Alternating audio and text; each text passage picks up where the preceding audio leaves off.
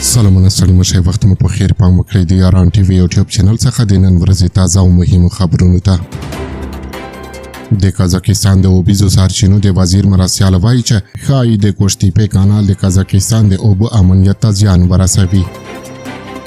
د قزاقستان د اوبیزو سرچینو وزارت مرسیال خبرداری ورکړی دی چې ښایي د کوشتیپې کانال جوړېدل د قزاقستان د اوبو امنیت ته لوی زیان ورسوي.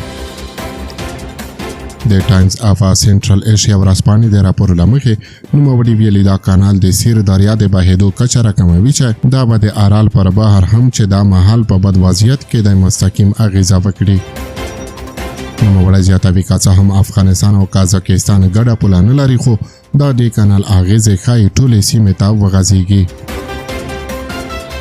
د پایتخت قزاقستان د ګوند مشر هم ویلي دي چې کوشتیپې کانال ښایي د آمو سیند 15 تر 30 سلنې اوبه راوګرځوي. نوموړي ویلي دغه چاره به ازبکستان او ترکمنستان ته د وربهېدونکو اوبه کچه کمه او دغه هیوادونه به سیر دریا ته مخه کړي چې د سیر دریا اوبو ته به د قزاقستان لاسرسی 40 سلنه کم کړي.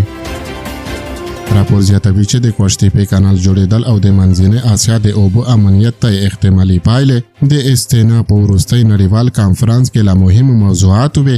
دغه کانفرانس کې د تاجکستان، قرغیزستان، افغانستان او ترکمنستان استازو د کانال د جوړېدو اغیزې او د سیمې د اوبو د ویش پراخې مسلې وارزولې. تر دې وړاندې د اسلامي امارت د ریاست الوزرا اقتصادي مرسیال ډاډ ورکړی و چې افغانستان یوازې خپله برخه له آمو سیند اخلي او د افغانستان ګاونډیانو به د کوشتیپې کانال د جوړېدو په تړاو اندېښنې ونه لري. او وروستۍ خبر دا چې نورالله نوري د یوه پلاوي په مشرۍ ننګرهار کې د کډوالو له ښارګوټي لیدنه وکړه. د سرحدونو قومونو او قبایلو چارو وزارت سرپرست نورالله نوري د مالیې وزارت او افغان اسرې میاشتې ټولنې د مرستیالانو په ګډون د یوه پلاوي په مشرۍ د ننګرهار په سرخیرود بې سودو رواداتو او خوږیاڼیو ولسوالیو کې د راستنېدونکو له ښارګوټو لیدنه کړې ده. نورالله نوري د راستنېدونکو د دایمي مشتېدنې کمیټې له غړو سره هم کتلې او له هغوی غوښتي دي چې د راستنېدونکو د ښارګوټو د جوړولو چارې ګړندۍ کړي.